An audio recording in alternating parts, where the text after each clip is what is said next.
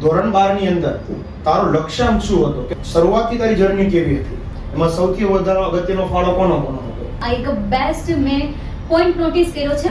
એણે golden line બહુ મસ્ત કહી, બધા નામની બુક તમે વાંચો છો, તમારી ખુદની નામની બુક બનાવો ને. પણ એક ખાનગીનું સ્વપ્ન ચોક્કસ હોય છે કે મારા બાળક મારા કરતા આગળ જાય, એવું પહેલું પોતાનું ગોલ હોય છે. ને બીજું મતલબ કે વિદ્યાર્થી મિત્રો, ખાલી આ અમારા શબ્દ નથી, પરંતુ આ એક પેરેન્ટ્સના શબ્દો છે કે જેમણે જોયા છે અને પ્રૂફ થતા પણ જોયા છે.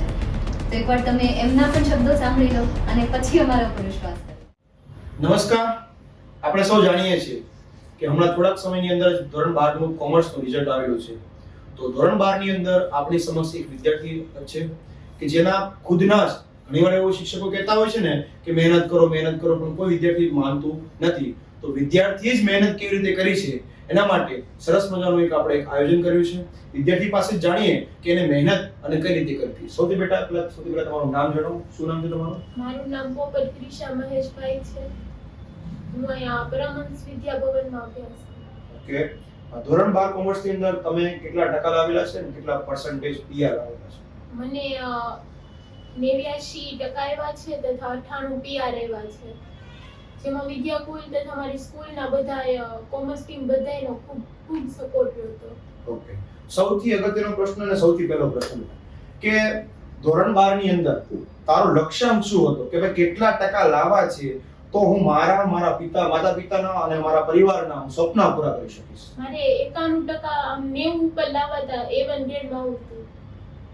ઓકે, એટલે પહેલેથી જ તારો ગોલ હતો કે A1 ગ્રેડ આ લાવવો જ છે?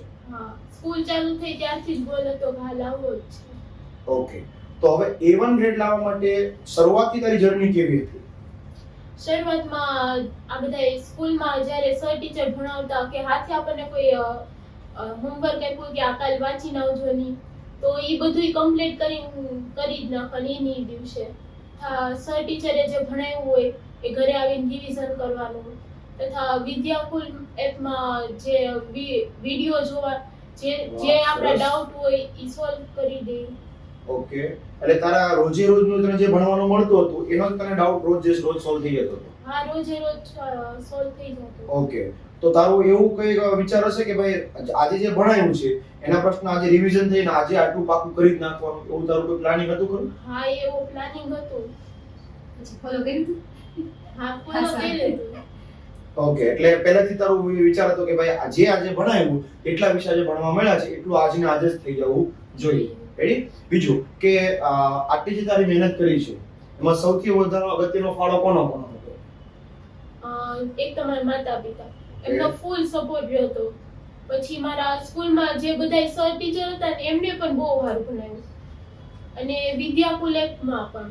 કઈ સ્કૂલમાં હતા તમે? પરમહંસ વિદ્યાકુલ. ઓકે, બીજું કે ઘણીવાર આપણે ફરિયાદ કરતા હોય છે વિદ્યાર્થીઓ કે ભાઈ સાહેબ ભાષાના વિષય યાદ નથી રહેતા, સૂત્ર કઈ રીતે યાદ રાખવા હોય છે, મોટા પ્રશ્નને કઈ રીતે યાદ રાખવા માટે, તો એમાં તારી સ્ટ્રેટેજી શું હતી? જ્યાં લગી ગ્રામરના ને એવા બધા વિષય હોય એમાં તો આપણે પેલા સરખું ઈ વાંચવું પડે ને સમજવું પડે, પછી જ આપણે સોલ્વ થાય. જેમ કે ઇંગ્લિશનું ગ્રામર માની લો તો એમાં જે કોન્સેપ્ટ હોય ને એની જે વાક્ય રચના હોય ને એ આપણે પાકા કરીએ ને પછી જ આપણે કોઈ વાક્ય બનાવી શકીએ.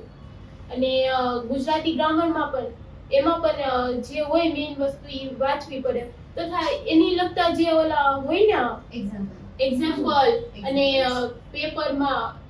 પેપરમાં ગ્રામર હોય ને ઈ વધારે સોલ્વ કરે, એટલે ઈ આમ આગળ જતા સારું પડે. પર્સનલ તારી કોઈ મેથડ હતી ખરા કે તું કઈ મેથડ ફોલો કરતી હોય, સ્ટ્રેટેજી ફોલો કરતી હોય એવું કઈ ખાસ? આમ જે કઈ વસ્તુ યાદ ન રહે ને એ લખવાની. ઓકે, તો તું લખીને પાકું કરતી. ગ્રેટ. ઓકે, એટલે ભાષાના વિષય છે એની તો પેલા શોર્ટ નોટ બનાવી દેવાની અને એને જ પછી યાદ રાખવાનું હોય છે. તારું જે પરીક્ષા દરમિયાન તારું કેવું શિડ્યુલ હતું, કેવી રીતે વાંચતી હતી અને કેવી રીતે યાદ રાખતી હતી પરીક્ષાની અંદર? પરીક્ષા દરમિયાન મારે પેપર દઈને આવું ને પછી આમ ટાઈમ ન રહે તો 7 વાગી જતા, તો પછી તો કઈ એટલું વચાતું નહીં, એટલે સવારે વહેલા ઉઠીએ અને વાંચવાનું, અને જે પણ પહેલેથી માંડીને બધી વસ્તુ આમ રિવિઝન કરી નાખવાની. અને આપણે પેલા કેમ કરીએ, આપણે છે ને આમ બધું હરખી રીતે વાંચવા બે, પણ એમ ન કરે તો ઉપરથી કોન્સેપ્ટ એક યાદ કરી લેવાનો. મારે એમ જ થતું કે પેલા પરીક્ષા હોય ને સ્કૂલમાં તો હું બધું વાંચવા બેઠી, એટલે એક ચેપ્ટર માંડ પૂરું થાય 1-2 ચેપ્ટર કલાકમાં. તો ત્યારે મારા સર હતા ને કિશન સર, એને કીધું કે આમ ઉપરથી કોન્સેપ્ટ યાદ કરવાનો. જ્યારે આપણે જે ચેપ્ટર કે જે સવાલ વાંચતા હોય ને એમાં પહેલા આપણને જેટલું યાદ હોય ને એ પહેલા આપણે બોલી દેવાનું અને એમ રિવિઝન કરતા. ઓકે, એટલે મેઇન તારો જે પર્પસ એ છે કે કોઈ વાક્ય હોય, કોઈ આખો ટોપિક હોય, તેમાં જેટલી અંડરલાઈન કરાવેલી હોય, વ્યાખ્યા હોય, મેઇન જે તને જે કોન્સેપ્ટ જે સમજાય છે એને તું અલગથી કરી દેતી અને એને તું યાદ રાખતી હતી. બરાબર? એ જ રીતે તારો બેઝિક કન્સેપ્ટ છે. બીજી વસ્તુ એ પૂછી છે કે આખા વર્ષ દરમિયાન દિવસના 24 કલાક હોય છે, તો 24 કલાકમાંથી તારું જો શેડ્યુલ શું હતું? અમારે સ્કૂલે જવાનું હોય ને પહેલા જે સર ટીચર આપ્યું ને એ વાંચી લેવાનું. એટલે 5 વાગે ઉઠતા અને જે પણ કોન્સેપ્ટ હોય ને એ બધું હોય તે ક્લિયર કરી લેવાનું અને 7 વાગે જઈએ ને 12 વાગે આવીએ. ઈ જ તે પછી 2 થી 4 ટ્યુશન હોય. પછી આવીએ ત્યારે હોમવર્ક અથવા સરે જે ભણાવ્યું હોય એ એકવાર આમ જોઈ લેવાનું. અને જે સ્ટેટ એકાઉન્ટ એવા બધા સબ્જેક્ટ હોય ને એ આમ ગમે એટલા આમ વાંચે ને નો યાદ રહે. એમાં આપણે ગણતરી કરવી પડે, એ લખવું પડે તો જ યાદ રહે. તો વિદ્યાર્થી મિત્રોને એક ખાસ મેસેજ, વાલા વિદ્યાર્થી મિત્રો, અત્યાર સુધીના ઇન્ટરવ્યુમાં બધા ટોપર્સનો આ એક બેસ્ટ મેં પોઈન્ટ નોટિસ કર્યો છે, રિવિઝન કરતા રહો. તમે શરૂઆતથી લઈને એન્ડ સુધી રિવિઝન કરતા રહેશો તો ડેફિનેટલી તમે જે વર્ષના શરૂઆતના દિવસે નક્કી કર્યું છે ને A1 લાવવાનું, ટોપર બનવાનું, ચોક્કસ તમે એને પહોંચી રહેશો. અને તમે નેક્સ્ટ યર મતલબ કે તમારું જે પણ બોર્ડનું યર્સ છે, ચાહે તમે ધોરણ 10ના બોર્ડની એક્ઝામની તૈયારી કરી રહ્યા હોય, 12ના બોર્ડની એક્ઝામની તૈયારી કરી રહ્યા હોય, તમે એ યરમાં ઉભરતો તારો બનશો ને બનશો જ. પણ રિવિઝન નોટ બનાવવાનું ભૂલતા નહીં. એને એક ગોલ્ડન લાઈન બહુ મસ્ત કહી કે યાર જ્યારે આપણે વાંચવા બેહીએ તો પહેલેથી જ વાંચીએ છીએ. તમારે એવું જ કેવું છે ને, મતલબ કે 2 કલાક 2 વાગે તમે વાંચવા બેઠા છો, બપોરના પહેલું ચેપ્ટર વાંચો છો, ચલો બ્રેક લીધો, પછી પાછું તમે વાંચવા બેસો છો, બીજા ચેપ્ટરથી ના શરૂઆત કરો છો, મતલબ પહેલા ચેપ્ટરથી ના શરૂઆત કરો. તો એવું નહીં કરો યાર. રિવિઝન કરો, ઉપર નોટ બનાવો, તમારી એક નાની અમથી નોટ બનાવો, રિવિઝન નોટ બનાવો, તમારી પર્સનલ નોટ બનાવો કે જેમાં તમે તમારું નામ લખો. આમ તો બહુ બધા નામની બુક તમે વાંચો છો, તમારી ખુદની નામની બુક બનાવો અને એને વાંચો. બરાબર ને? Great sir, next question. બીજું બેટા કે કોઈ એવો વિષય હોય છે, ધારો કે તને એટલે તો કયો વિષય અઘરો લાગતો હતો? મને એસપીસીસી અઘરો લાગતો, પણ એ હતો નહીં. પણ એસપીસીસી માં કેટલા આવ્યા છે? 95. વાહ, જે વિષય તને અઘરો લાગતો હતો એમાં તારા સૌથી વધારે માર્ક આવે. તો હવે અઘરો વિષય જે લાગતો હતો તો એના માટેનો સોલ્યુશન તું કઈ રીતે નક્કી કરતી હતી? એમાં નીલકંઠના ઘણા બધા વિડિયો હતા. સ્કૂલમાં જે સમજાય ને નીલકંઠના એસપીસીસી માં ઘણા સારા વિડિયો આમ ડિટેલમાં સર હરખું સમજાવે, કોઈ પણ ડાઉટ હોય એ સોલ્વ થઈ જાય અને આમ પ્રોપર આમ બધી વસ્તુ સમજાઈ જતી ત્યારે. ઓકે, તો પહેલી વસ્તુ તો 2 રસ્તા હોય છે આપણી પાસે કે ભાઈ આપણને જો વસ્તુ અઘરું લાગે છે તો કા એને પ્રેમથી સ્વીકારી લ્યો, સહજતાથી, અને કા પછી એને પરાણે અપનાવજો. તો તે વિષયને પ્રેમથી સ્વીકારી લીધો કે પછી પરાણે કરવું જ પડે છે એવી ભાવનાથી તે એને અપનાવ્યું છે? પ્રેમથી સ્વીકારી. ઓકે, એટલે તે આ વિષયને પ્રેમથી સ્વીકારી લીધો અને તને હવે ખબર જ હતી કે મારી પાસે કોઈ રસ્તો છે જ નહીં, તો એના માટે તે સરસ મજાનો લેક્ચરની અંદર નીલકંઠના વિડિયો જોયા હતા અને એની શોર્ટ્સ નોટ બનાવી અને તે વિષયને યાદ પણ રાખ્યો. એસપીસીસી તને ટફ કેમ લાગતું? એમાં ખબર નહીં ગમે એટલું લખે ને ટીચર માર્ક જ ન આપે, ને પત્રમાં કાપી નાખે, એમાં કાપી નાખે. તો ઓછા માર્ક્સ ને લીધે તને ડર લાગતો? હા. Okay, great. અને વિદ્યાકુલનો બેસ્ટ પાર્ટ શું છે તારા માટે? મતલબ કોઈ તને વસ્તુ ગમી હોય વિદ્યાકુલ ટીમ તરફથી અથવા તો કોઈ પણ? એમાં સૂર્યોદય ને તે ક્લાસ કરાવતા, ઈ પણ આઈએમપી બેચ હોય, તે બધી પણ આમ ખૂબ આમ કહેવાય ને ઉપયોગમાં આવી છે. અમે જે સૂર્યોદયમાં લઈને આવતા એ ખરેખર એક્ઝામમાં આવતું ખરું? હા, પૂછાતું? ઘણું ખરું. પછી જ્યારે તું સ્ટડી કરતી, મતલબ કે તારું જ્યારે બોર્ડનું વર્ષ શરૂ થયું ત્યારથી લઈને બોર્ડની એક્ઝામ સુધી એવી કોઈ સિચ્યુએશન આવી કે જેમાં તે હાર માની લીધી હોય, તું સ્ટ્રેસમાં આવી ગયો હોય, ટેન્શનમાં આવી ગયો હોય અને મતલબ કે આમ રડું થઈ ગઈ હોય? હા, એવું થયું હતું. મારે શું થયું હતું, આમ વાંચીને આમ કંટાળી ગયા હતા, આમ કેટલું વાંચવું. પછી ફ્રેન્ડ હારે વાતો કરવાની હા મૂકી દીધી હતી. તો તઈ નકરું આમ વાંચવું જ કરતી હતી. પછી મારા એક સર હતા, એને શું કીધું કે આમ નકરું નહીં વાંચ, અત્યારે આમ મૂકી દે, આમ ઘડીક 1-2 દિવસનો બ્રેક લઈ લે, કેમ કે આમ નકરું આમ વાંચવું કરશે ને કાંઈ યાદ નહીં રહે ને તને નહીં ખબર પડે કે તું શું વાંચશું. એટલે જ્યારે એવું લાગે ને તો બ્રેક લઈ લેવાની 1-2 દિવસ. જી ચોક્કસ.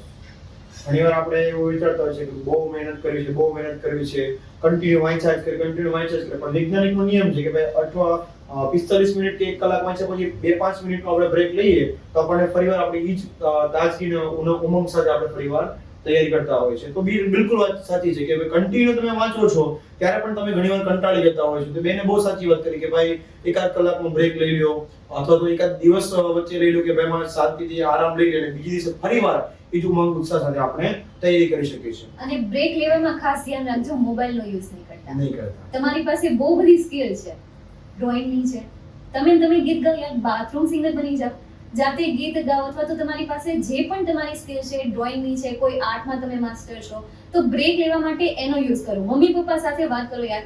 તમે આમ તો તમારા ફ્રેન્ડ સાથે તો બહુ વાતો કરતા હો છો, મમ્મી પપ્પાને પૂછો કે યાર એમને એમના કરિયરની કઈ રીતે શરૂઆત કરી, કઈ રીતે એમણે એમના લાઈફની શરૂઆત કરી, કઈ રીતે એમને એમની પ્રોબ્લેમ્સને સામનો કર્યો છે. તો 2 મિનિટ એમની સાથે વાત કરશો ને તોય તમારું માઇન્ડ ફ્રેશ થઈ જશે. બરાબર ને સર? ચોક્કસ. બીજું બેટા કે માતા પિતા પોતાને કે સપોર્ટ કરતા જ હોય છે, તો તારો જે આ જે સરસ મજાનું રિઝલ્ટ આવ્યું છે સારામાં સારું, એને તારા માતા પિતાનો ફાળો શું હતો? તને કઈ રીતે મદદ કરતા હતા તારા માતા પિતા? મારા માતા પિતા એમ કોઈ રોકટોક ની, જે વસ્તુ જોઈએ ભણવામાં કાંઈ પણ વસ્તુની કમી બધું લેતા હતા. તથા મારી મમ્મી કઈ કામ ન કરાવતી કે તું વાંચ તમ તારે.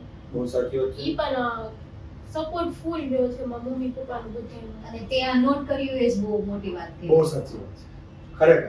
ઘણીવાર ઓબ્ઝર્વેશન બી ઘણીવાર આપણને એવું ખ્યાલ નથી હોતો તો આપણે શું કરીએ છીએ. માતા પિતામાંથી તને શું પ્રેરણા મળે છે કે ભાઈ મારા માતા પિતા મહેનત કરે છે તો હવે મારે કરવી જોઈએ, અથવા તો તને કોઈ પરિવારમાંથી કીધું કે નહીં તારે ટકા લાવવાના જ છે, ફરજિયાત લાવવાના છે, એવું તારી પાસે કોઈ પ્રેશર હતું ખરું? નહીં, મારે એવું કોઈ પ્રેશર નહોતું. મારા મમ્મી પપ્પા કહેતા જ નહીં કે તું આમ લાય, ઈ કે ગમે ઈ આવે ને હાલશે. એમને હું ક્યારે એમ ફોર્સ જ ન કર્યો. એટલે મને થયું કે આ વખતે એમને કંઈ કીધું નથી, પણ એની કંઈક તો એક્સપેક્ટેશન હશે જ. એટલે મેં પોતે જ મહેનત કરી, આમ કોઈ આમ દબાવ કાંઈ હતો જ નહીં મારા ઉપર. જી ચોક્કસ. માતા પિતાને ઘણીવાર એવું હોય છે ને, હર હંમેશા કોઈ પણ માતા પિતા આજ સુધી મહેનતથી જોયું કે માતા પિતાને કહેતા હોય છે પોતાના બાળકને કે તમે ભણો, તમે આ બનો, અથવા મારી મદદ કરો, કે હું આટલું એકલું કેમ કરું છું. પણ એક ખાનગીનું સ્વપ્ન ચોક્કસ હોય છે કે મારા બાળક મારા કરતા આગળ જાય, એવું પહેલું પોતાનું ગોલ હોય છે. ને બીજું કે મારું બાળક કંઈક સારું બનીને જાય તો પોતાની તો સમાજમાં કંઈક સારું ઉભો રહી શકે. કદાચ તમને ફોર્સ કરે છે તો તમારા માટે જ કરે છે, કારણ કે એમણે એમની પોતાની લાઈફમાં અનુભવ કરી લીધો છે કે ભણતર વગર કેવી રીતે આગળ વધાય અને કેવી રીતે મતલબ કે પોતાના બિઝનેસને કઈ રીતે હેન્ડલ કરે, નોકરી કરવું કઈ રીતે, એના માટે એ તમને ભણાવે છે, કારણ કે એને લાઈફ ગુજારી છે, એમાં એને વિતાવી છે. એટલે એ ફોર્સ કરે છે તો તમારા માટે જ છે, તમારા હિત માટે છે. માતા પિતા પાસેથી જાણીએ કે દીકરીની મહેનત શું હતી અને એમાં તમારો મારો એક સવાલ છે આમ છે, વિદ્યાકુલમાં બેસ્ટ એવી કઈ ખાસ વાત છે કે જે તમે કહી? એમાં તો આપણે નોટ્સ મળી રહેતા, આઈપી નોટ્સ. હા, આઈપી નોટ્સ જે આપણે પ્રોવાઈડ કરાવતા હતા વિદ્યાકુલમાં. ઓકે, બીજો કોઈ પોઈન્ટ? અને અત્યારે આમ કઈક એઆઈ કરીને આમ સવાલ આપણે કોઈ પણ હોય ને તો એનો જવાબ તરત મળી રહે. અત્યારે મેં જોયું ને, આપણે કોઈ પણ ડાઉટ હોય ને મળી રહે છે. મતલબ કે વિદ્યાકુલ એપ્લિકેશન ને મેડમે એટલી બધી ડીપમાં રિસર્ચ કર્યું છે અને એઆઈ ટૂલ નો પણ યુઝ કર્યો છે. એઆઈ ટૂલ કે તમને કોઈ પણ સવાલ થાય, વિદ્યાકુલ એપ્લિકેશન તમને એક એઆઈ ટૂલ પ્રોવાઈડ કરે છે કે જેમાં તમને કોઈ સવાલ થાય તો તમે એમાં સવાલ નાખો, એ સવાલના જવાબ તમને મળી જશે. ઇવન એઆઈ ટૂલની સાથે સાથે તમે વિદ્યાકુલ એપ્લિકેશનમાં શિક્ષકો સાથે પણ વાતચીત કરી શકો. તમારે કોઈ બીજા સોશિયલ મીડિયા થ્રુ જોઈન થવાની જરૂર નથી, ને વોટ્સએપ ને ટેલિગ્રામ. ઓટોમેટિક તમે વિદ્યાકુલ એપ્લિકેશનમાં તમારે જે શિક્ષક સાથે વાતચીત કરવી છે એમાં તમે કરી શકશો એપ્લિકેશનમાં. પણ તમે આ એઆઈ ટૂલનો યુઝ કર્યો એ જ બહુ સારી વાત કહેવાય. ગ્રેટ. બીજું હવે આપણે હા, તારા ફેવરિટ ટીચર કોણ હતા? Neelkanth sir. Neelkanth sir. Okay, Neelkanth સરને કોઈ મેસેજ આપીશ? અત્યારે નીલકંઠ સર આપણી વચ્ચે તો છે નહીં, પણ આ વિડિયો થ્રુ આપણે નીલકંઠ સરને આ મેસેજ આપી દઈએ. એક તો નીલકંઠ સરનો ખૂબ આભાર કે આપણે એના વિડીયો જોઈને આપણને જે ડાઉટ હોય ને બધાય સોલ્વ થઈ જતા, અને એ ભણાવે છે તથા મતલબ કે બધું ગમે જ છે. હા, શબ્દો નથી તારી પાસે, પણ ઘણું બધું કેવું છે પણ શબ્દો નથી મળતા. બરાબર. બાકી ટીમ વિશે? બાકીની ટીમ પણ ઘણી આમ મદદરૂપ થઈ. રૂબી મેમ ને તે એમના નિયરેસ્ટ મીનિંગ, ટ્રુ ફોલ્સ ના ઘણા બધા આમ કહેવાય ને વિડિયો લેક્ચર મળી રહેતા. પછી સ્ટેટના સર, એકાઉન્ટના જેમી સર બધાયનું આમ. અને આપણા પેપર હોય ને, એક દિવસ પેલા પેપર આવે કે આવું જ પૂછા હે, હા, એમાંય ઘણું ખરું. expected paper. હા, એમાંથી પણ હા. ઘણું ખરું આમ પૂછાતું. ગ્રેટ. હવે તમે એક થેન્કફુલ મેસેજ આપી દો તમારા માતા પિતા માટે અને તમારા ગુરુ માટે, ચાહે તમારા શાળાના હોય કે પછી ઓનલાઈન ક્લાસના હોય. એક થેન્કફુલ મેસેજ નાનો અમથો તમારા નાના અમથા શબ્દમાં. મારા મમ્મી પપ્પા તથા વિદ્યાકુળની ટીમ તથા મારા શાળાના જે શિક્ષક ગણો છે તેમનો ખૂબ ખૂબ આભાર. તેના કારણે આ બધું મારું રિઝલ્ટ શક્ય બન્યું, નહીંતર કદાચ વિચારી પણ ન શકું. ગ્રેટ. હવે આપણે મમ્મી પપ્પાનો ઇન્ટરવ્યુ લઈએ. આપણે માઇક આપી દો તમારા પપ્પાને સૌથી પહેલા.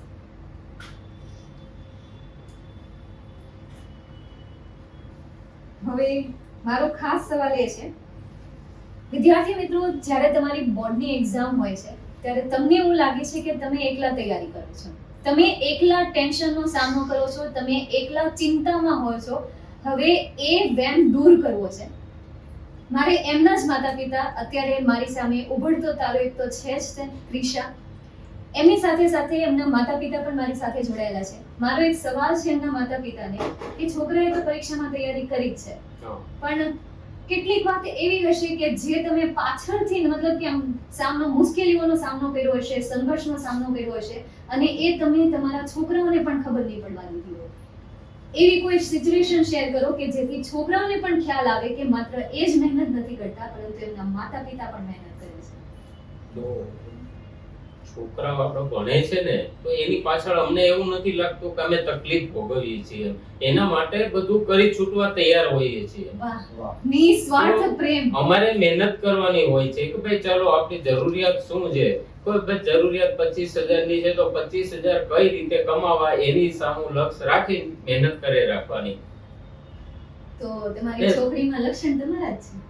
મારી છોકરી મારી બહુ ડાય છે. બરાબર. બીજો કોઈ સારો એવો મેસેજ કે જે તમે બાકીના વાલીઓને અને બાકીના વિદ્યાર્થીઓને આપવા ઈચ્છતા હોય? એ વિદ્યાકુંજ એપ છે, એ બહુ સરસ એપ છે.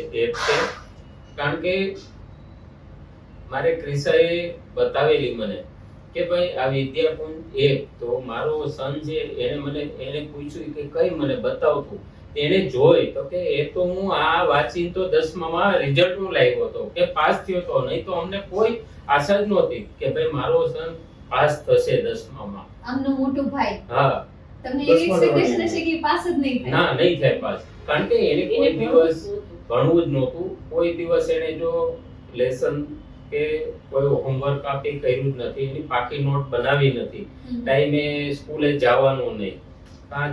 ચશ્મા તોડી નાખે, મારા પપ્પા ચશ્મા તૂટી ગયા, હવે મારે કેમ જવું? એને નંબર હતા, ચશ્મા વગર મોકલવાનો કેમ? તો પછી કાલે મને એને કીધું ને, એક દિવસ 6 વાગ્યામાં એ વાંચતો હતો નોટ લઈ એક્ઝામ ને દિવસે. એટલે મારે 6 વાગે હું જાગ્યો, મેં જોયું કે બેટા શું કરે તું? કે હું તો પપ્પા વાંચું છું. એટલે મેં એના નોટ હાથમાંથી લઈને મૂકી દીધી. બેટા હવે સુઈ જા ને, તારે હું નોટ વાંચીને કરવાનું છે? તો કે ના ના, મારી એક્ઝામ છે બેટા, આખું વર્ષ કઈ નથી કર્યું, હવે તું કલાકમાં શું કરવાનું છે? તો કે ના ના, મને વાંચવા દો. હું તો સારું વાંચ.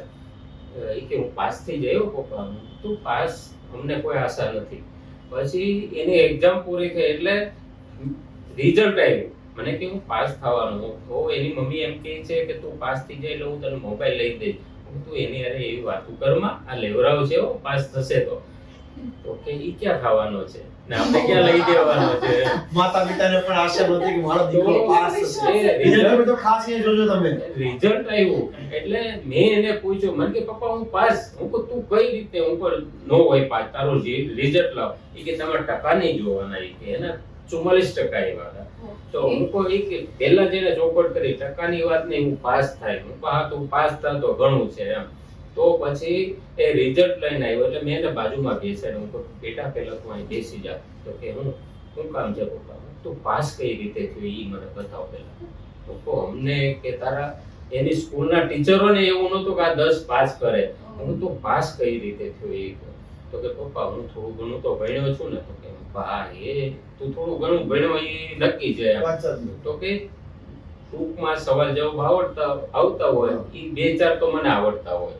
પછી કે આ વિદ્યાકુંજ એપ જે બેન વાત કરે છે ને, તો કે એ હું ભણી ઈ કે એ વાંચીને એમાંથી હું મને ઘણી ખાલી જગ્યા છે, ખરા ખોટા છે, એ જે એમાં વિદ્યાકુંજ એપમાં આવે ને એ 90% એમાં આવે છે કે બોર્ડની પરીક્ષામાં પૂછાય છે. તો એના હિસાબે હું પાસ થયો છું. તો વિદ્યાકુંજ એપ છે ને બહુ સરસ એપ છે કે મારો છોકરાને અમે આશા નહોતી કે પાસ થશે, એ પાસ થયો. ટૂંકમાં તમારો કહેવાનો ભાવાર્થ એવો છે કે જેને આખું વર્ષ કઈ મહેનત કરી જ નહોતી, હા. પણ એન્ડ ઓફ ધ મુવમેન્ટમાં એને ખાલી YouTube ની અંદરથી વિડિયો લેક્ચર જોઈને પણ પાસિંગ માર્ક એને મેળવી મળી દીધા. ગઈ. મતલબ કે વિદ્યાર્થી મિત્રો, ખાલી આ અમારા શબ્દો નથી પરંતુ આ એક પેરેન્ટ્સના શબ્દો છે કે જેમણે જોયા છે અને પ્રૂફ થતા પણ જોયા છે. તો એકવાર તમે એમના પણ શબ્દો સાંભળી લો અને પછી અમારા ઉપર વિશ્વાસ કરો. ને હર કોઈ બાળક છે ને એના માતા પિતા બાળક માટે હર કોઈ વસ્તુ કરી છૂટવા તૈયાર જ હોય, પણ શરૂઆત તો છોકરી હોય કે છોકરાની એની મહેનત તો હોવી જોઈએ ને. તો એમાં અમે રંગ પૂરી દઈએ છીએ કે ભાઈ ચાલો અમારી છોકરી છે એ 5 વાગે ઉઠી જાય છે, અમારે જગાડવી નથી પડતી. તો એના સ્કૂલના ટાઈમે એને જવાનું, હોમવર્ક કરવાનું. અમે કોઈ દી નથી કીધું તું હોમવર્ક કર. અમારે કોઈ દિવસ એની ફરિયાદ જ નથી રહી. તો અમે એને કેમ કે ભાઈ તું કેટલા માર્ક્સ તું લાવી છે. તો બાળકની એ બી તૈયારી હોવી જોઈએ. મા બાપની તૈયારી છે કે ભાઈ તમે ભણો, તમારે જે વસ્તુ જોઈએ માંગો, તમારા માટે તૈયાર છે. પપ્પા ક્યાંથી લાવ્યા, કઈ રીતે લાવ્યા એ તમારે નથી જોવાનું. બહુ સાચું. તો આ મારી દીકરી અત્યારે એ છે કે મને કોઈ દિવસ એને અત્યાર સુધીમાં ફરિયાદ નથી આપી. ને એને માંગી છે, એને જરૂરિયાતની વસ્તુ છે એ જ માંગશે. તો મેં એમ નથી કીધું કે આ નથી લેવાની. એની મમ્મીએ કોઈ દે એમ નથી કીધું કે આ નહીં લેવાનું. મતલબ કે વિદ્યાર્થી મિત્રો, જ્યારે આપણે નાની નાની વાતે કહેતા ઓહો આવું થઈ ગયું, અરર આવું થઈ ગયું, નાનું અમથું કંઈક થાય અને આપણે રોવા બેસી જઈએ, તો માતા પિતા તો અમુકના આપણા પાછળ કેટલી મહેનત કરે છે. ઇવન મેં જ્યારે મહેનત નામનો શબ્દ આપ્યો, સંઘર્ષ નામનો શબ્દ આપ્યો, મુશ્કેલી મેં કીધું કે તમે પણ મુશ્કેલીનો સામનો કર્યો છે, તો શું કહ્યું એને કે ભાઈ છોકરા માટે અમે જે કરીએ છીએ ને એ અમારા માટે મહેનત નથી.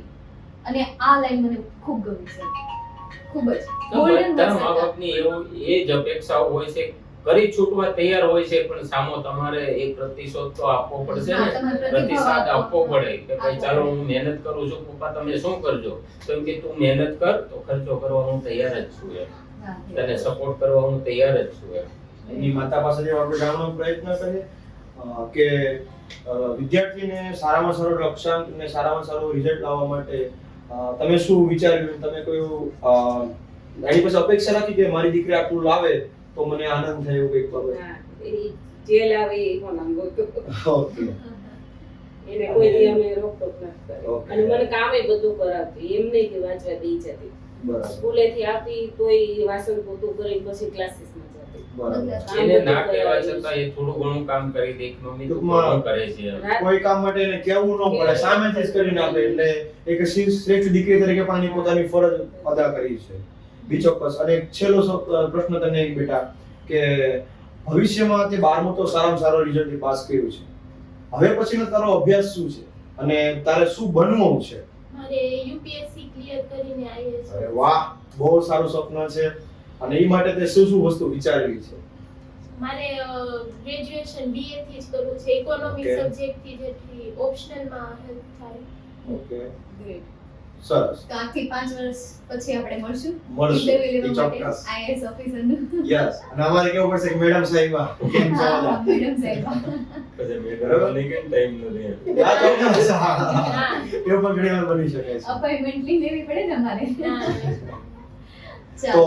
છેલ્લો સંદેશ અમારા વિદ્યાર્થીઓને શું આપવા માંગીશ કે એ લોકો કઈ રીતે મહેનત કરે અને સારામાં સારું પરિણામ કઈ રીતે મેળવી શકે એ માટેની તારી ટ્રિક્સ અને તારું જે સ્ટ્રગલ અને સાથે વિદ્યાકુલમાં જોઈન થવાય કે ન થવાય એ પણ મેસેજ આપજો. જો વિદ્યાકુલમાં જોઈન તો થવાય જ તે. ઈ ઘણું બધું આપણને ઉપયોગી થાય તથા એને જે એમને જે મટીરીયલ પ્રોવાઈડ કર્યું હોય ને તે પણ ખૂબ આમ સારું છે. તથા આપણે છે ને મટીરીયલ બદલી ન કરે એટલે ગમે ઈ એક મટીરીયલ લખાય. મને વચ્ચે શું થયું હતું, ઘણા બધા મટીરીયલ ભેગા થઈ ગયા હતા તે કઈ વાંચી નહોતા શકતા, પણ પછી મને ખબર પડી ખાલી એક ચોપડી લખાય અને એક મટીરીયલ લખાય. ઈ મેં વિદ્યાકુલનું રાખ્યું હતું, યુથનું. અમારી સ્કૂલ વાળાએ જ કીધું હતું યુથનું લેવાનું, અને ઈ પણ ઘણું બધું એમાં આઈએમપી ઘણું બધું હતું જે પરીક્ષામાં પણ પૂછવાનું હતું. ઈ પણ ખૂબ મદદરૂપ એમાંથી તને short question medium question long question બધું મળી જતું હતું તને? હા. એક જ બુકમાં બધું? અને વાહ. બીજી એક વાત સર કે એમણે બહુ સારી વાત કરી કે આપણે ભાતના મટીરીયલ Material ભેગા લેતા કરીએ અને હોય છે. એમાં વાંચવા બેસીએ, માઇન્ડ હેક્ટિક થઈ જાય. આ શબ્દ એને ખબર છે, ખબર છે. કેટલું મતલબ નોલેજ છે. અને છોકરા 100% સાચી વાત છે કે તમે ભાતના મટીરીયલ ભેગા કરો ને એના કરતા બેસ્ટ એક મટીરીયલ લો અને ટેક્સ્ટ બુક લો. ઘણીવાર વિદ્યાર્થીઓ Best માં એક જ best. ભૂલ કરતા હોય છે કે જ્યારે બોર્ડની એક્ઝામ આવે ને તે બધી જ બાજુથી મટીરીયલ ભેગા કરે અને એમાંય 2 દિવસ બાકી અંદર WhatsAppમાં કે ધારો કે પેપર એન્ડ કે ખોટી અફવા ફેલાવી હોય કે પાછી પેપર એ આવી ગયું છે ઈ વાંચવા હા, બેસી ઈ જાય. વાંચવા બેસી. એટલે વિદ્યાર્થીઓને એક જ સંદેશ આપવામાં આવું છું કે એક જ મટીરીયલ રાખો અને છેક સુધી એનું જ રિવિઝન કરશો. કેમ તો કે તમે મટીરીયલ ચેન્જ કરશો એટલે એની ભાષા એનું જે સમજૂતી હોય છે બધી વસ્તુ ચેન્જ થતી હોય છે. એટલે આપણે એમાં કન્ફ્યુઝન રહે કે આ વાંચું કાં વાંચું.